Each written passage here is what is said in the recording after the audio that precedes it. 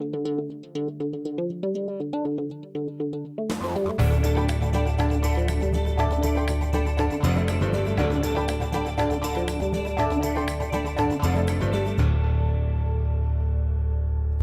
provided by Walters, Papillon, Thomas Cullins, LLC, specializing in business litigation and personal injury cases for over 40 years.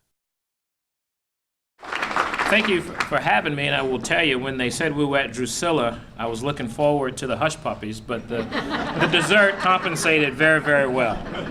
So if they have any hush puppies on the way out, I'll find a little brown bag or a little blue bag and get one. So thank you all for having me. And as Perry, who's a good friend and co-worker and laborer in this business of infrastructure, mentioned, that I'm a tireless advocate for infrastructure. My wife has started to change that from tireless to a tired advocate for infrastructure because I go home and I go to sleep if I'm not playing with my little grandbaby. So got a couple of things I'd like to do for you today. And first, I'll introduce Josh Hollins. He's one person that was not mentioned as a guest, and I know I've got several DOTD folks here, so I know you'll get back to the building right on time to get back to work. But at the end of the day, he's got both of my phones, so give me a 12-minute time limit, signal, so I can absolutely entertain some questions.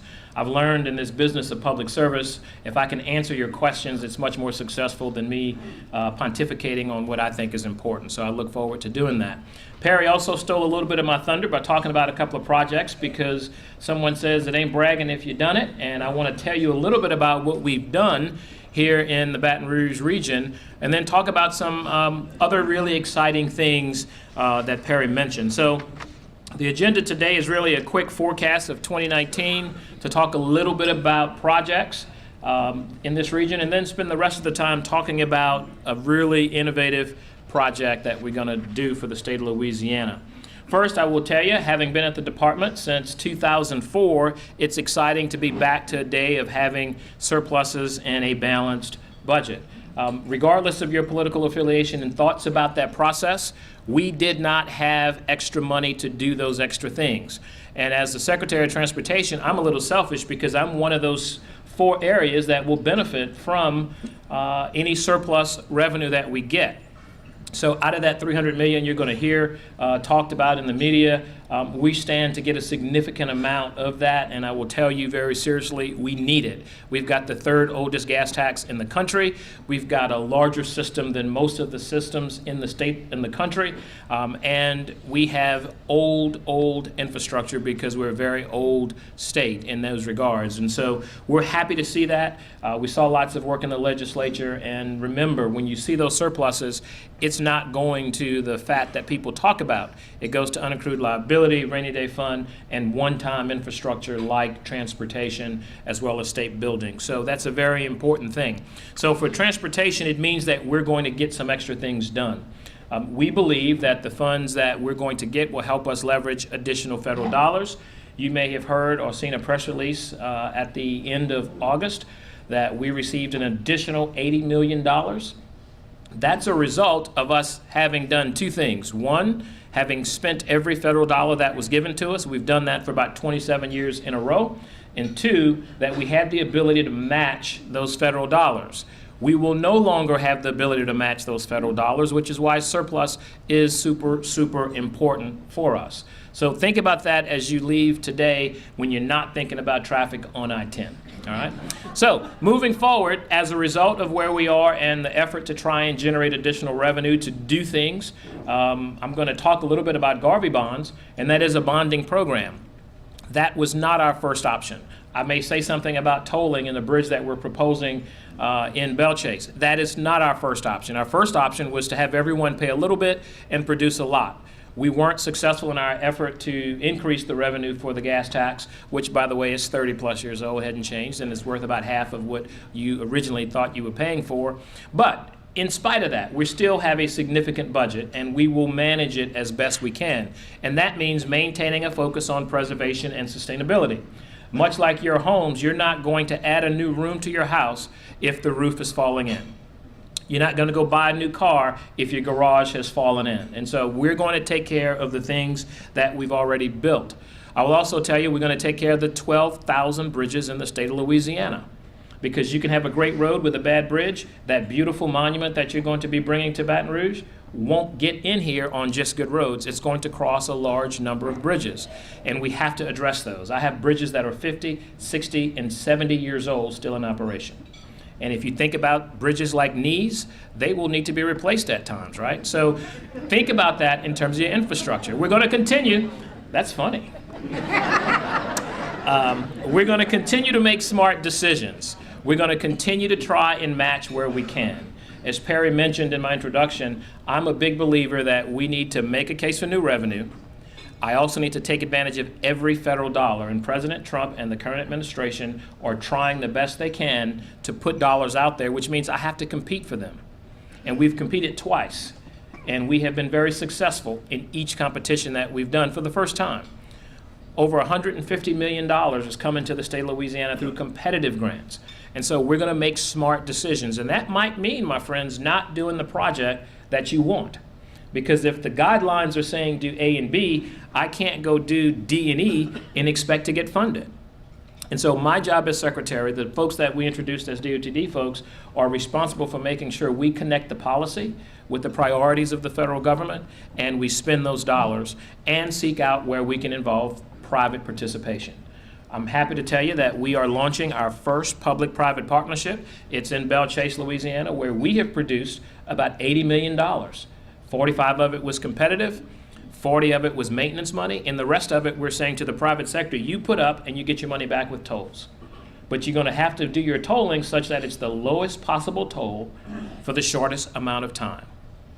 And then you give me the bridge back. So we're doing what folks have said to do. So let me give you a little overview on some local projects. This is going to be very quick, and we'll get to I-10. The Terrace Street exit, we started designing that at risk the first day on the job as secretary, and we awarded a project of about $8.8 million that will not fix the congestion at Washington Street, but it will reduce the merge. That's so very important because that is the safety factor. If you cannot get through there and get home to your kids and grandkids, then we failed you. What this will do is it'll allow folks to take an exit off of 110 to the left side to not have to cross those two lanes of traffic to get to Washington Street. Very excited about that project. It'll be finished next year in July. Think about that. We started it in 2016. It'll be finished in 2019 on an interstate. We found money, we put plans together, and we did it. So you cannot say we're not being efficient. Government Street Road died, another very important project. That's something that's going to be much more community-focused, community-friendly. We're going to make it smoother, move better, and be more accessible to all factors and all sectors of our community.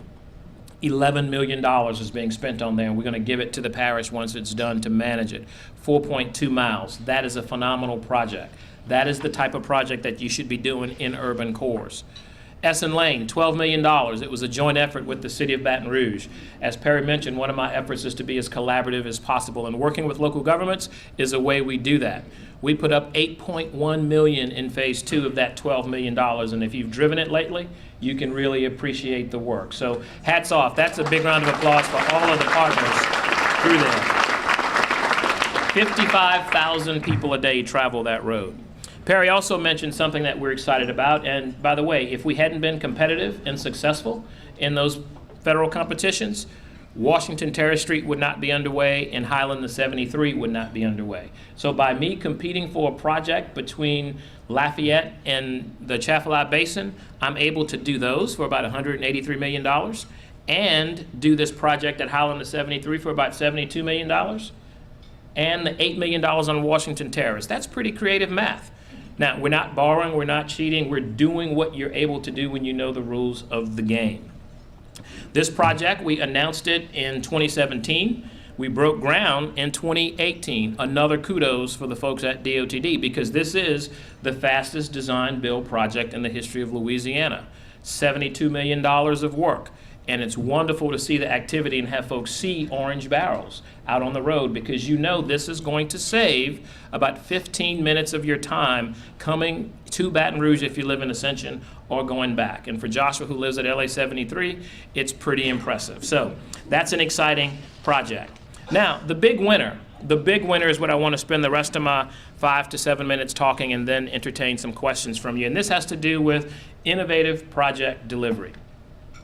Innovative project delivery. That's important because it's a new way of doing old things. We've been building roads and bridges in the state for a long time using a very old model. And we talk about having a 1990 business model and revenue source. I have to bring that into today's economy, and that's very difficult. Well, on January 12th of 2018, that's this year, by the way, the governor announced the state's intention to use Garvey bonds. This is a special tool made available only to departments of transportation using your federal funds. It's money that we were going to get anyway. 26 other states have used it. We're now going to be number 27.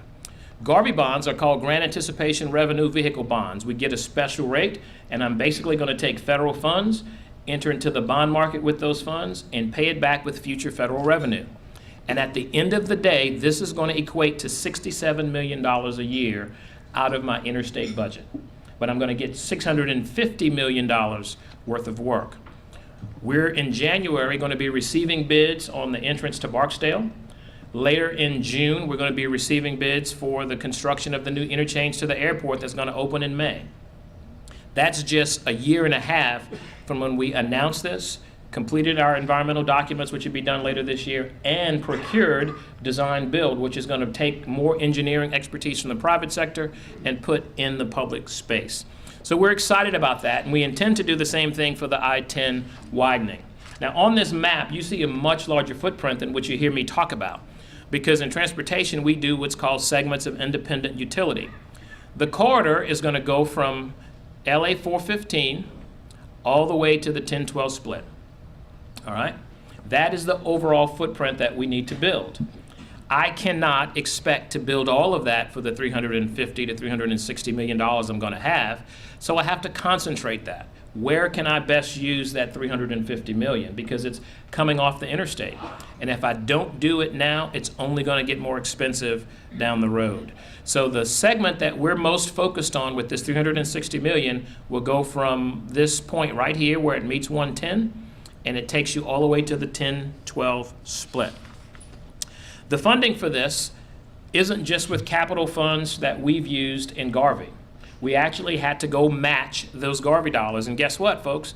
DOTD didn't have enough match to do it on our own. So we went to Baton Rouge and the Capital Region Planning Council. They're giving us $24 million, and the city is giving us $6 million for the match.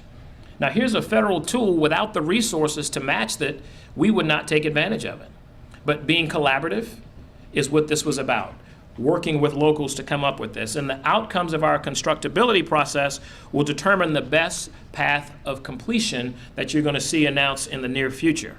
So what are those stages? We completed our feasibility in 2016. We are working on our planning environmental process right now. We expect to have a completed document by the end of the year. At the beginning of January 19, and that's going to make it possible for me to begin to procure services to deliver this project. And as Perry mentioned, and as you've seen here in Baton Rouge, we had a number of discussions where we had hundreds of people show up to give us their ideas. And I think at the end of the day, the ideas that you gave us are going to help us make a much better, much more effective project. And so those 3 meetings had 800 folks. There's the link if you want to go to see all of the documents that were made available to the public. There's wonderful maps, there's resources, there's a location survey issue that you can put in your address and see what the impact will be. And it addresses everything we did at the public meeting, so it's an ongoing opportunity for you to be engaged in that process. And I'll come back to that when we have questions so that those of you who might want to save it or look at it will get it. So what are the right-of-way impacts? That's the biggest fear for folks. We've got anywhere from 90 to 124 parcels that are going to be impacted by this project. You've heard me also say that we've got about 95% of the right-of-way we already have. Well, of this 90 to 104, and you see that difference because there's some elements that might stay in and might come out that will impact some additional properties, over half of them are just taking 5 feet of land, 10 feet of land. That's not very overwhelming when you think about the scale and the scope of what we're doing. 17 residences are going to be severely impacted and 4 businesses will be severely impacted. Now, that severely impacted could mean a total relocation. It could mean a modification. It could mean a number of things. But as Stephanie Regal and someone else I interviewed with not too long ago said, I take those issues of property very seriously, and it's a very personal decision for those families. But by the same token, getting through this corridor is a very important decision for those families as well. And so the law requires me to offer them fair market value for their property. We do relocations. We do a number of things to mitigate and negotiate the impact of what happens in right-of-way. And so that may seem like a lot and very intimidating, but for a stretch that's significant, we have to do something. And guess what, folks? The traffic is only going to get worse. We have proof. We know that we need a new bridge. We know that we need the 415 connector. We know we need a bypass. We know we need a lot of things to the tune of about $5 billion just here in Baton Rouge. The one thing that I can deliver the most effectively, the most efficiently, is this project. The one thing that I have money for is on the interstate, and there's only one of those projects that are on the interstate, so you can't assume that that $350 million can go for something else. It's not that easy because those are the parameters that we work with. And so if nothing else about this issue, realize that the traffic you see today is only going to get worse. We know businesses in this footprint, in this community, have told us, if you don't do something for traffic, I am not going to grow, and I can't attract other opportunities for my business. And so we realize that infrastructure is economic development. We also realize that as a state, as a nation, we have, for the most part, ignored urban infrastructure. And if there's nothing else you walk away with about this project, in 10 years, we're going to have to repair some of that structure in a major way because it's all 1960s circa infrastructure. It's approaching its useful life. And so if I'm going to replace it and repair it, I might as well do it to maximize the capacity for the citizens, where I can make it more attractive, I can make it more accessible, I can increase the mobility, and I can reduce the noise, I can improve the conditions in and around that footprint, and that's what we aim to do with this project. So with that said, I think Josh says I'm over about a minute or two, and I'll be happy to entertain any questions you have, and I think I'll even have some time afterwards, after 1 o'clock to answer questions. Adam. Thank you, Mr. Secretary. This is great. What do you think about the Move BR proposal that's on the ballot in December? I think the Move BR proposal is a great idea. I wish it tremendous success because infrastructure is important. If we didn't think about what's happening off the interstate, you're not going to be able to manage traffic just on the interstate. And so communities around the country have taken efforts under their own belts to get them done, and we appreciate this community for doing it. We know some of those projects are state projects that I just don't have the dollars to do. And my answer to those communities as a state official is we'll just have to wait. And that's unacceptable for communities all across the state of Louisiana. And the leadership here said, let's try to make it happen. And so we support you using any kind of revenue source other than the gas tax to make that happen, because that does not necessarily bid well for the rest of the state or for your regional area if it's just gas tax. So kudos to this community for taking a step to do that. Sir? Yes, sir. 15, 20 years ago, whenever I-10 and I-12 was widened, a northern contractor had an incentive to complete the job early. He worked around the clock, with lights at night, many of us remember that. And I wonder if that's going to be possible on this project.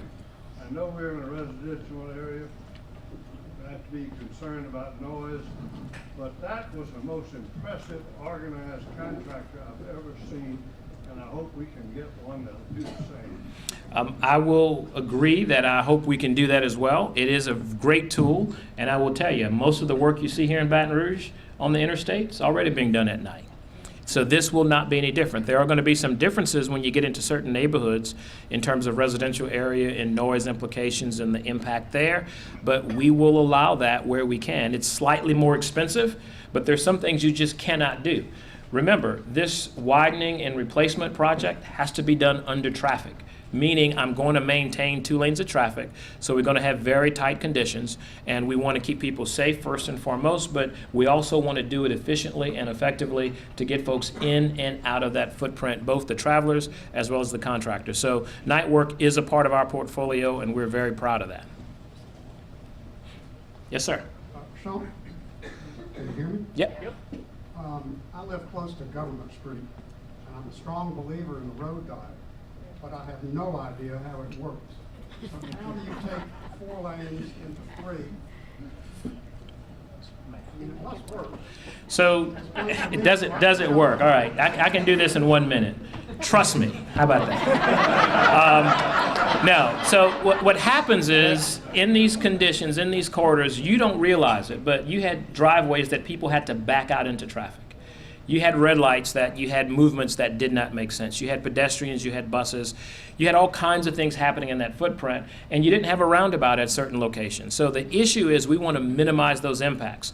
While we are going to reduce the physical footprint of travel lanes, in the numbers that we see around the country with road diets, you can increase the throughput because you're reducing the friction that's causing some of the delays, if you will, in turning. And so we're going to use our footprint and maximize it. It's no different than if you've got a 300 square foot room and you bought big pieces of furniture, you're going to probably go to IKEA and get something a little smaller that you can move around and turn that room over and over again. And that's what a road diet basically is.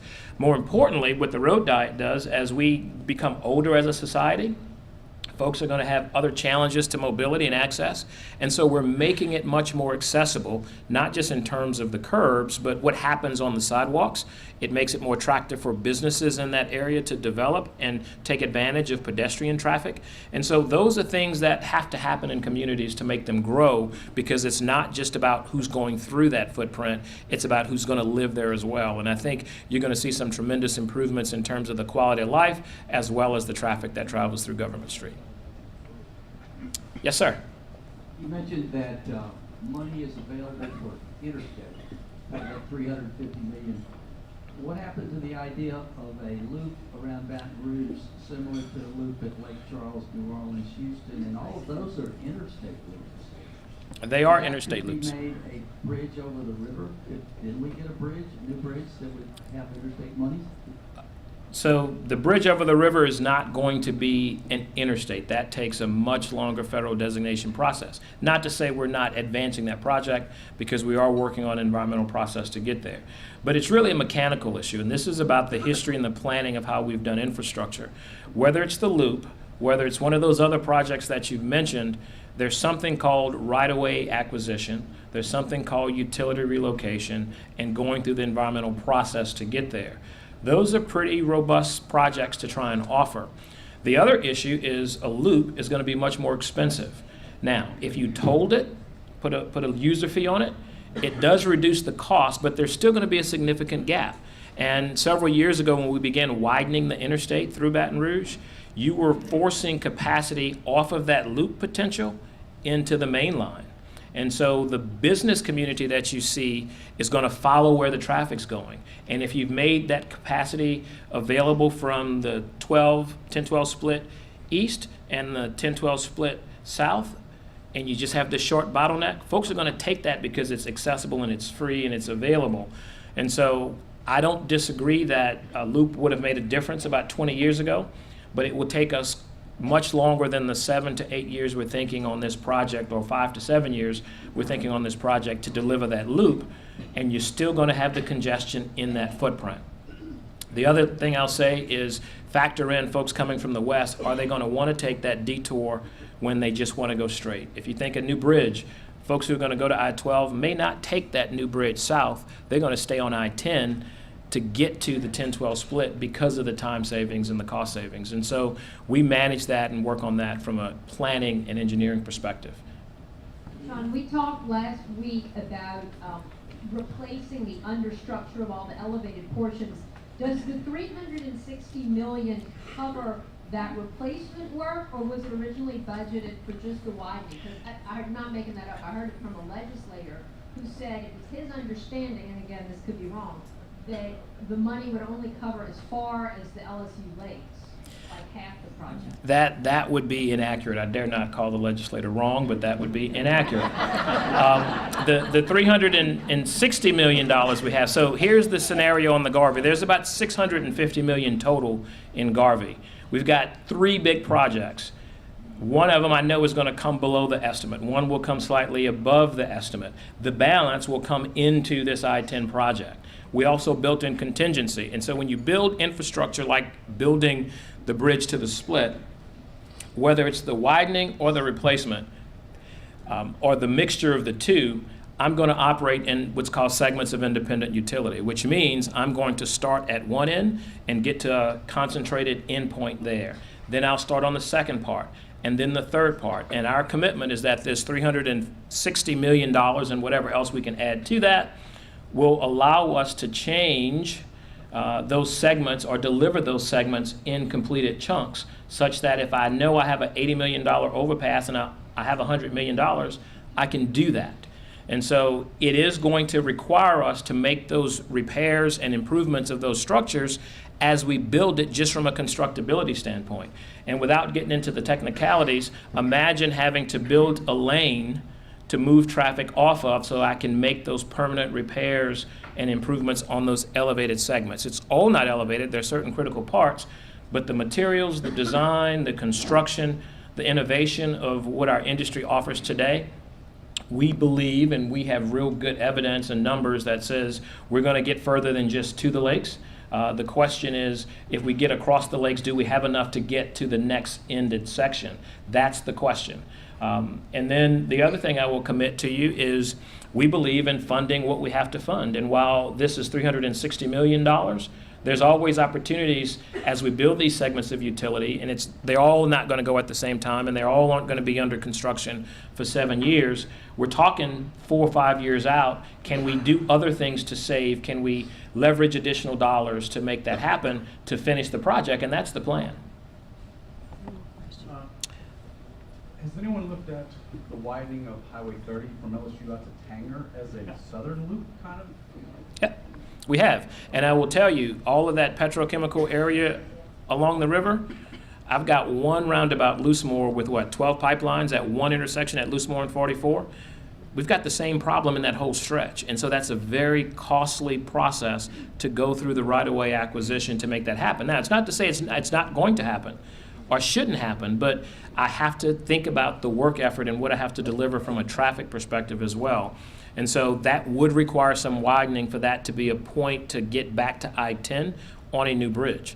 I will tell you, we're looking at 5 crossing points, but the issue isn't so much the crossing point, it's where do you go? How many of you have tried to get to the Sunshine Bridge? It's not easy to find if you've not traveled it. I don't want to build another bridge that no one will see or use. I'm just saying. And so the idea is, if I'm going to build a new bridge, I can't put any more traffic on LA1 for them to get there. So you got to get from I-10 to that new bridge point, cross the river, and then get back to I-10 if it's going to be meaningful. And I promise, one more last question. One more. Okay. All right, first off, thank you for the work you're doing for East Baton Rouge Parish and the region. I think we all really appreciate that. My question is, the DOTD has 3 interstate projects, the Nicholson Ramp, Terrace Street, and then the I-10 widening. I just want to make sure there's coordination with all 3 of those, because what's going on right now with Terrace Avenue in the future would be an exit to get to LSU as well. So the work that's going on right now. And then also, my understanding is in Nicholson, you plan to close the access Terrace Street to Nicholson, which I'm a big proponent of keeping the grid in place and stuff. So anything that can be done to preserve that to get you to River Road. So I guess the first question is to make sure all 3 of these projects are coordinated. Is my question. The short answer is they are coordinated. The reality is you're never going to be completely coordinated on these projects. So we are going to move forward. They are going at different paces. Nicholson is in the study phase. Terrace, Washington is in the construction phase. And pretty soon we aim to be in the construction on the I-10 widening piece. Thank you all for having me, and I'll stick around for a little bit afterwards.